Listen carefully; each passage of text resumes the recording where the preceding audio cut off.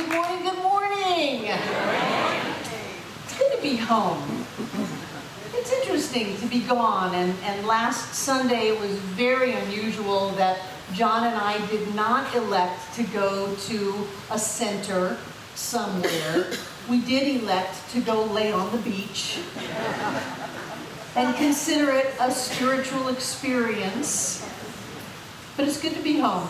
And it was good to be away. I was not really that aware of how, I don't want to say tired I was, because it wasn't a physical thing.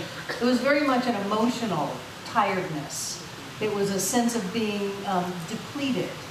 And I think it's okay for us to give life all we've got and be depleted. I think that that's fine. I think that when you throw things in the mix like parents' passings and husbands campaigning and running for election and things like that, boy, I'm so glad John doesn't want to be in real politics.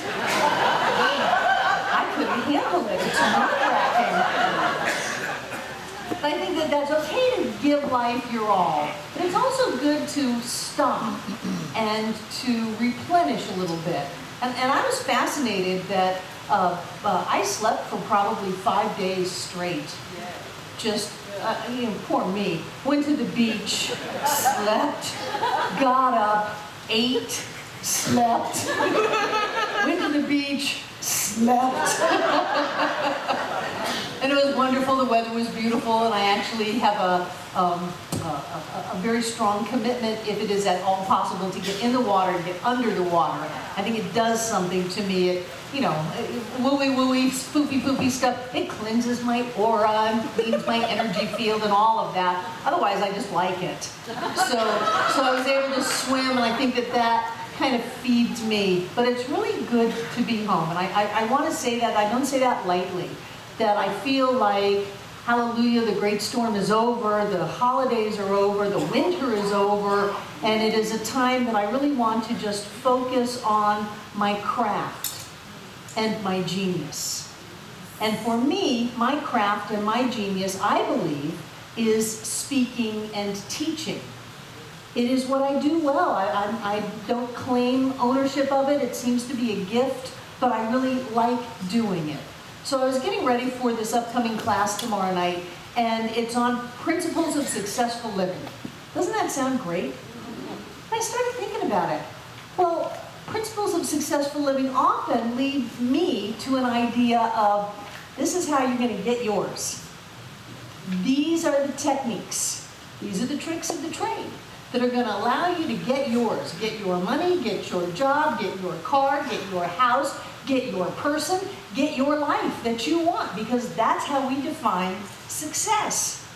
And after being in this teaching for so many decades, I've started looking at this idea of success a little differently.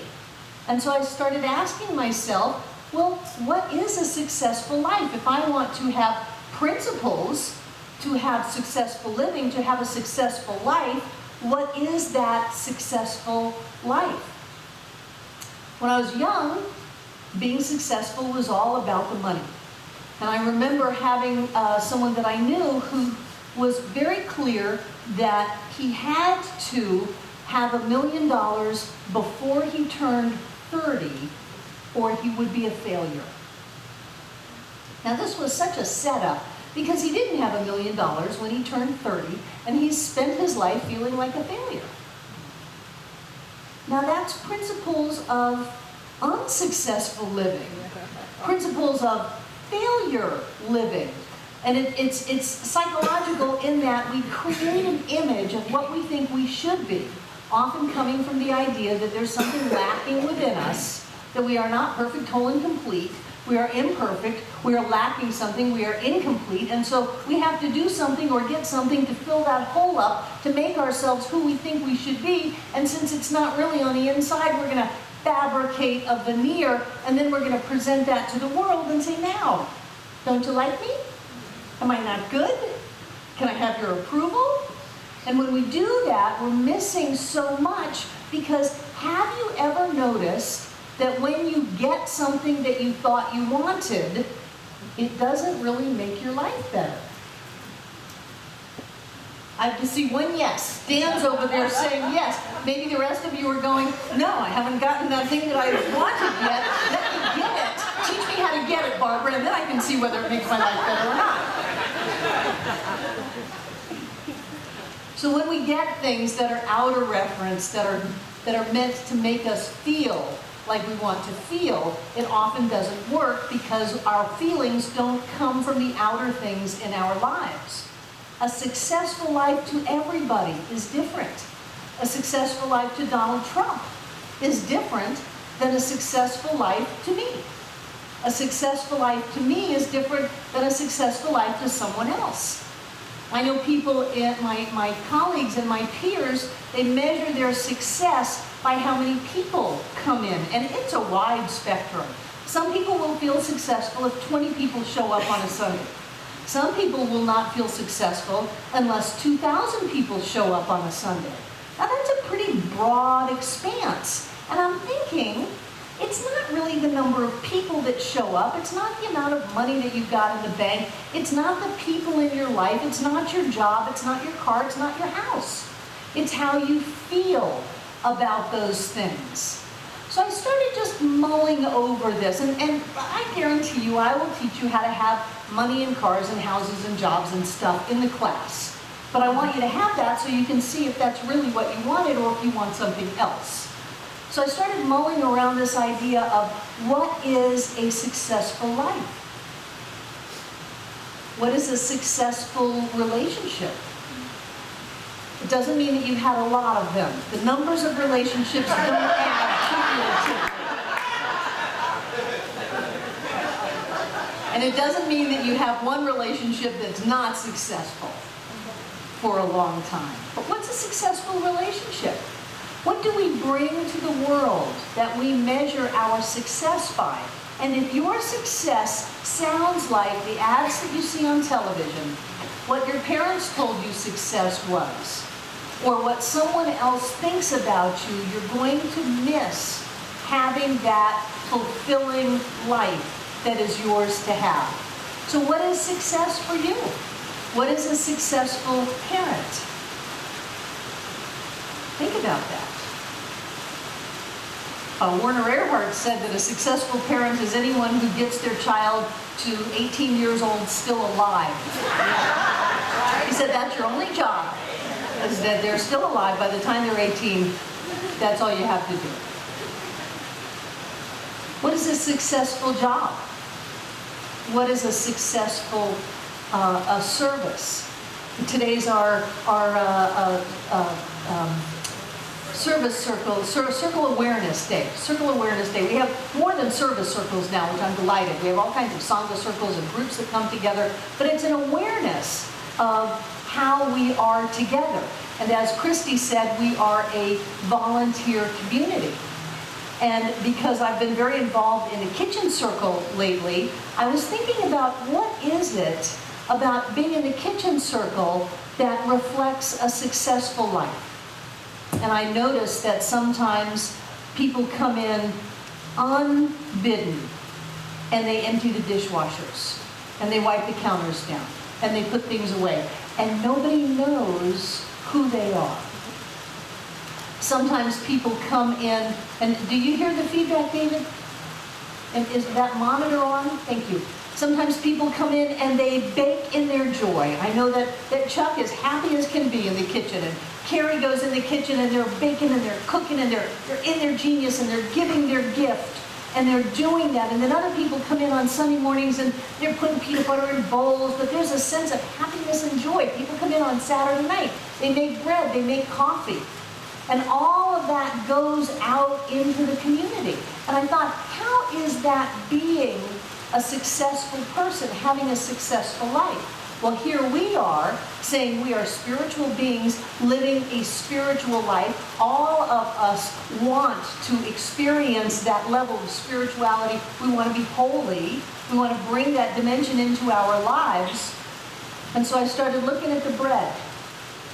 How much love is in that bread?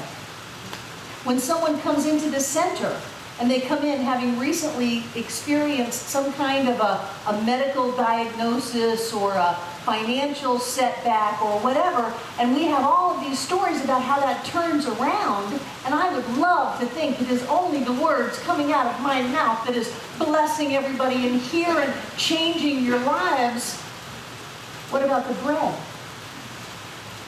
What about all the love that went into the bread that someone comes and puts in their mouth, and that love goes into their body and somehow redirects the cells in their bodies back into alignment with love? And so the tumor that was there is no longer there. The malignancy that was there is no longer there. The relationship that was in shambles, all of a sudden, words of love are coming out of their mouth. Why? Because love went in and reminded them of the love that they are. And someone may say, oh, well, you're not a successful person. You don't have $1 million. You're not driving a Jag or a Mercedes or whatever. You know, who are you in the world? Well, maybe that's the person that comes in and cleans out the dishwasher so that the person can come in and bake in their joy, so that someone can come in and put that out, so that someone else can come in and take it in, and all of a sudden everything is different. What is a successful life? I was in Publix. I try just to be a normal person. It doesn't really work for me. But I was in Publix, and I was looking at sunscreen, and there was a woman next to me, and she was looking at sunscreen, and we're kind of squatted down, you know, looking at all the different sunscreens, and she says, my grandchildren are coming in, what kind of sunscreen do you use for kids? And I said, well, Coppertone Kids is the industry standard of sunscreens, and they even have one that you can spray on the kids if they're wet.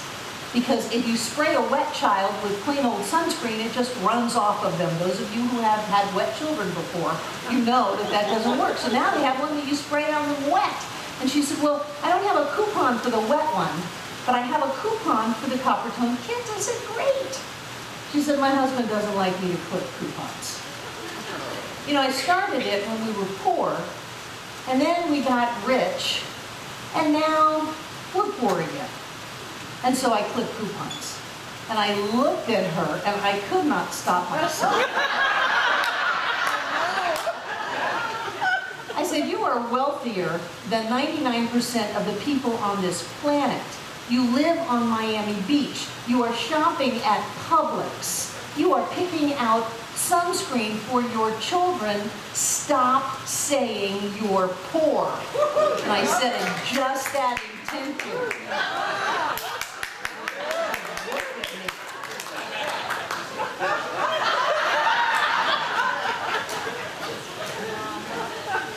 What's a successful life? What does it take? You know, I don't think her husband doesn't like her to clip coupons. I think her husband doesn't like her to say she's poor. So finally she said, well, I saved $5. I said, great, that's enough to feed a village in Cambodia.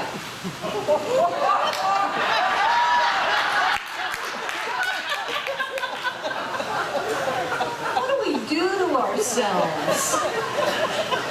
What do we do to ourselves if we're constantly looking on the outside? Deepak Chopra calls it outer reference. If we're constantly looking on the outside to find that which will make us okay on the inside, we're never going to find it. We may stack all kinds of stuff up on the outside. And boy, driving around Miami Beach, I saw a lot of people with stuff stacked up on the outside. I have never seen so many expensive cars in my life. Honking.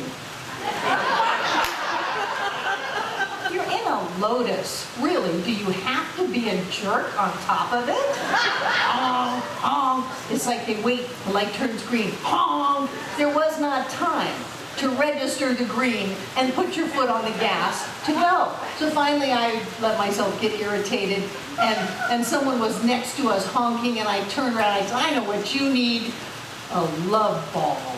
And I took it and I threw it at them. I didn't know what they thought that they were going to find. I threw it at them. Didn't seem like it completely worked. So I gathered up another one and I threw it, and John was driving and he turned around and looked at me and smiled and said, you missed.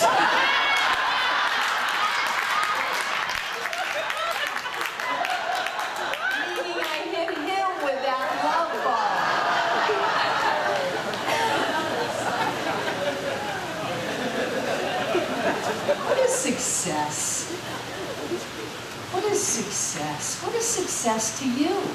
And don't set yourself up for failure. Don't just use this teaching to twist around the neurotic experiences of your past, which end up with you losing. What is success? I feel incredibly successful that we have green grass out front. I think sod is a miracle. It's a miracle. Success to me right now is having the demonstration of the treatment that I have been doing for 3 solid months every day. I have a well-trained and obedient dog. Now, I didn't know that God was going to show up in what's called an e-collar. It's called Little Genius, because as soon as you put it on her, she is. I didn't know that she knew everything I wanted her to do and just wouldn't do it until I put that little collar on her, and it's just the tiniest little zap. What? You want me to sit next to you? I'm happy to sit next to you. What? You want someone to come to the center during the week and me not jump on them? I'm happy to do that. We have people coming in now going, I pulled into the parking lot, I got out of my car, Bliss sat down next to me. To me, that's success. That's success. I don't have to have millions of dollars to feel successful. I don't have to have thousands of people show up and hang on my every word to feel successful. What I have to do is know what makes me tick, what makes me click, what makes me happy, what makes me feel full. That I need to know. And for that, I need to forget about all of the things that I thought I was supposed to do, I was supposed to be, I was supposed to have. And when I let all of that go, and I say, what do I really want? Who do I really want to be? How do I really want my life to be? Then it's easy. Because whatever you already are clicking with, you're already in vibrational alignment with, and it's already here. You want to have a successful life? Figure out what that means, and then open up to that. I'm not against working for something, but if you've struggled all of your life to be something that hasn't worked, maybe that's not really you. There is that within you, that genius within you, that gift within you, that if you allow it to be your life, you will find things fall into place. You will find that the money shows up because that's all part of it. The house, the car, the job, the people, that will all show up once you come back into alignment with that true spirit being that you were always meant to be. It's easy to learn how to have stuff, and I'm all about that. But once you get stuff, you have to really ask yourself, is that who I really am?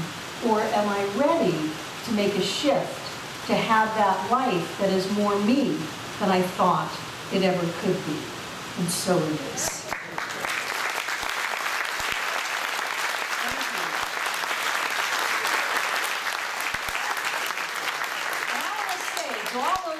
Watching online and listening to this online, that there is a donate now button on our website.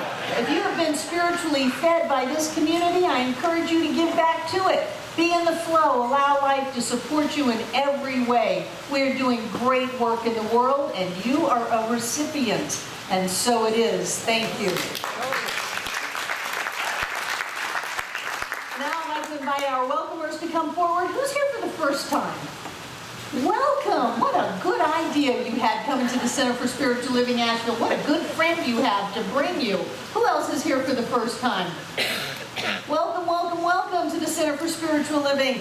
We are a place that sees God inside of you, that knows that anything is possible, that you are a powerful manifester in your life, that you can have the life that you've always dreamed of. Welcome to the Center for Spiritual Living. These people have a card for you. It says, please put me on your mailing list. It says, welcome home. If you'd like to be on our mailing list, you can give us your address. If you just want to be on the email list, there's a check mark for that. We'll just email you, but they have a gift for you out in the foyer after the celebration. But more than that, I'm just so glad that you decided to show up, because when you put yourself in this kind of vibration, miracles happen in your life. I can't imagine where I would be if I had not walked into that first center in Eugene, Oregon, and changed my life forever. So welcome to the Center for Spiritual Living, Asheville. And now I'd like to invite our prosperity acceptors to come forward. Take out what you're going to give.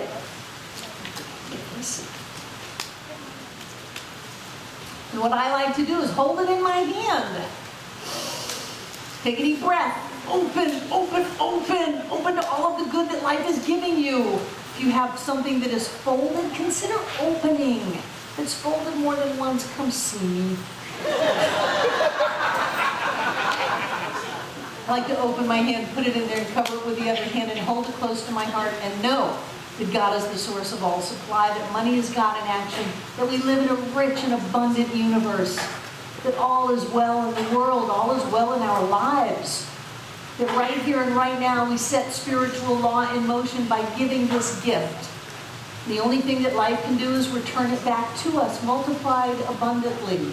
That each of us comes together to make this center all that it was ever meant to be.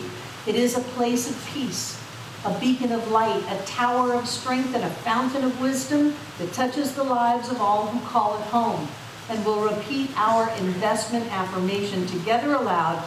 We freely, happily, and lovingly make this investment in life, knowing that it is acted upon by the universe and returns to us, multiplied abundantly, and so it is.